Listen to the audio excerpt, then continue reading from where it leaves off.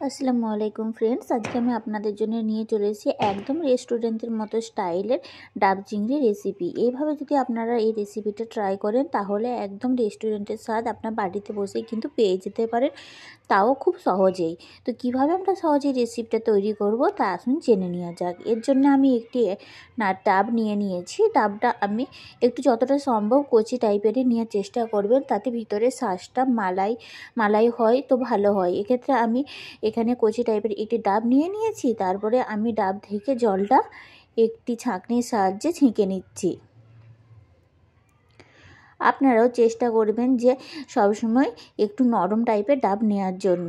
এই তো আমি এখানে জলটা কিন্তু নিয়ে নিয়েছি। এরপরে ভিতরের অংশটা আমি একটু বেশি করে ফাঁকা করে দেব, কারণ ভিতর থেকে আমাদেরকে মালাইটা কিছুটা পরিমাণে বার করতে হবে। যদি সেক্ষেত্রে মালাইটা শক্ত হয় তাহলে কিন্তু ডাব চিংড়ির শক্ত হলে কিন্তু এর টেস্টটা ভালো আসে না।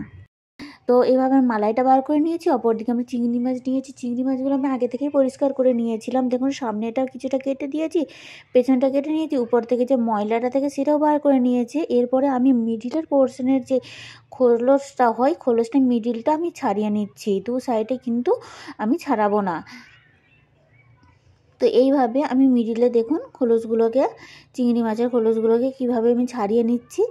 এরপরে এই শিরদাঁড়ার দিকে দেখবেন একটি কালো মতো একটি সুতোর মতো থাকে, এটাকে আমি বার করে নিয়েছিলাম আগেই। তো এইভাবে আমি প্রত্যেকটা চিংড়ি মাছকেই কিন্তু পরিষ্কার করে আগে থেকে রেখেছিলাম, জাস্ট খোলসটাকে ছাড়িয়ে নিচ্ছি। আপনারা চেষ্টা করবেন যে চিংড়ি মাছের মিডিলের খোলসটাকে ফেলে দেওয়ার জন্য, বাকি মাথা বা লেজের দিকের খোলসগুলোকে রেখে দেবেন।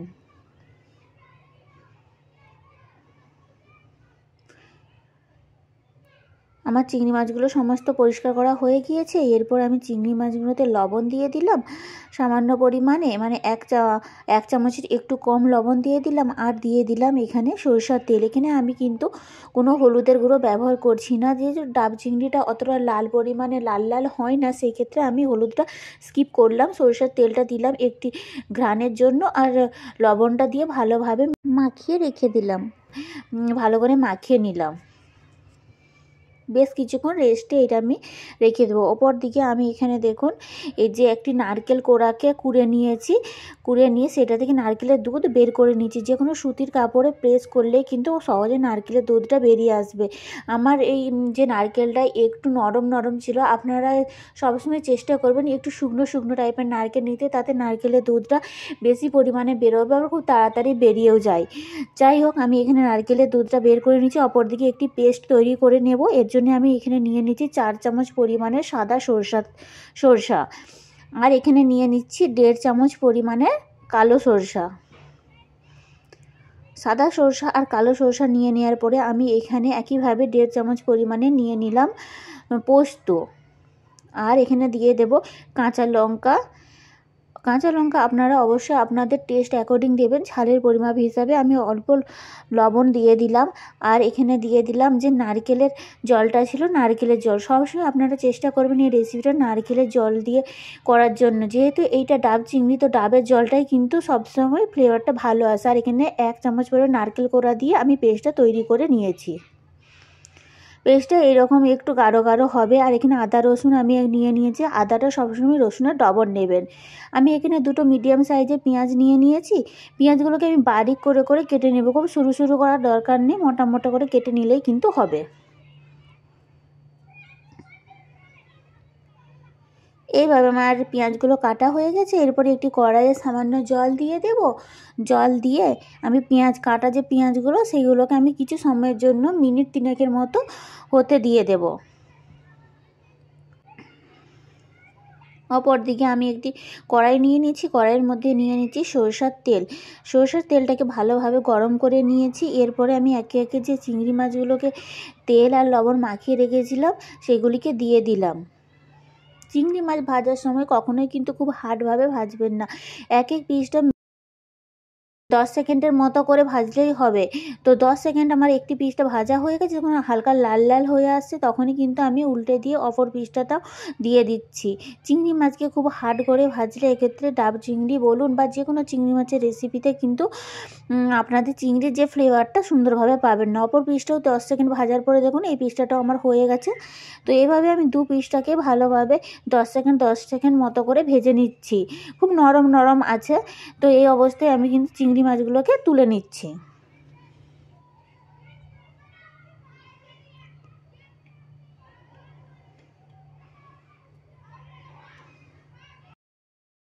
অপর দিকে দেখুন আমার কিন্তু পেঁয়াজগুলোও সিদ্ধ হয়ে গেছিলো, আমি জল ঝরিয়ে ঝরিয়ে তুলে নিলাম।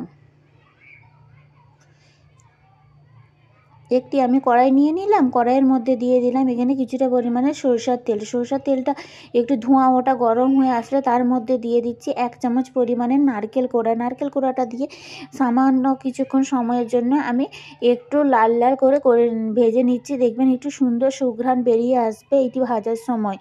তো যখন এইটি ভাজা হয়ে আসবে তখন আমরা দিয়ে দিচ্ছি যে পেঁয়াজটাকে আমরা সিদ্ধ করে রেখেছিলাম, সেই পেঁয়াজের পেস্টটা দিয়ে বেশ কিছুক্ষণ আমরা নাড়াচাড়া করে নেবো। এখানে খুব একটা বেশি সময় লাগে না, যেহেতু পেঁয়াজটা আগে থেকে একটু সিদ্ধ করা আছে, তাই একটু হালকা লাল লাল হয়ে আসবে।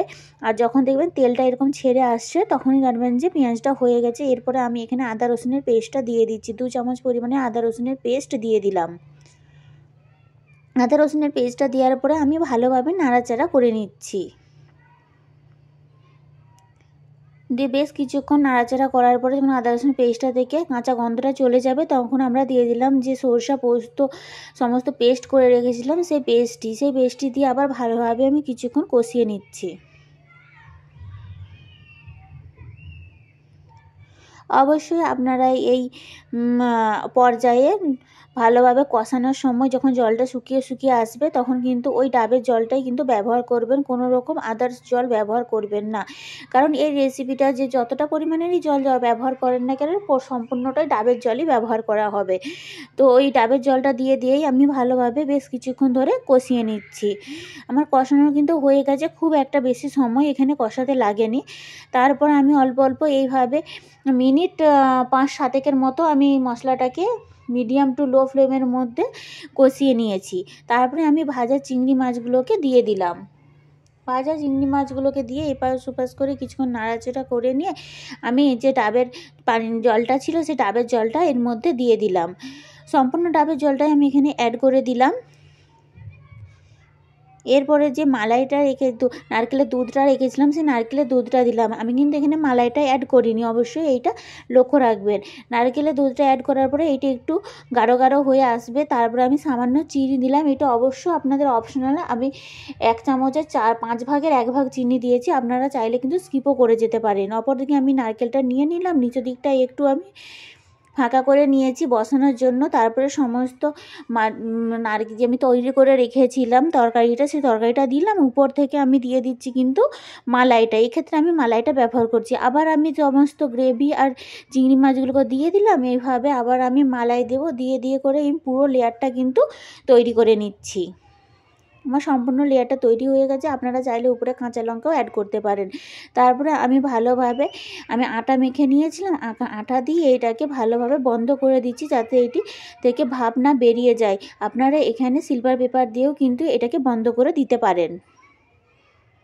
ব্যাস আমার সুন্দরভাবে বন্ধ করা হয়ে গেছে। এবার মিডিয়াম টু লো ফ্লেমের মধ্যে আমি এটাকে বেশ কিছুক্ষণ মিনিট 45-এর মতো হতে দিয়েছিলাম। মিডিলে আমি আপনাদেরকে দেখাচ্ছি, লাইটটা কমিয়ে দেখুন কতটা পরিমাণে আমি এখানে হিট দিয়েছিলাম। 45 মিনিট পরে আসলাম, তো একটু ঠান্ডা হয়ে যেতে আমি কিন্তু খুলছি। এবার আঠাগুলো একটা একটা করে বাদ দিয়ে দিচ্ছি।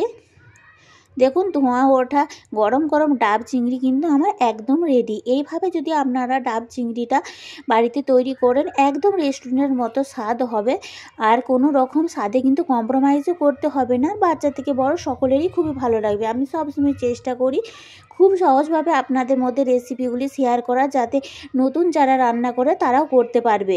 রান্নার প্রতি কোনো রকম ভয় থাকবে না। যদি ভালো লাগে প্লিজ সাবস্ক্রাইব করে পাশে থাকবেন।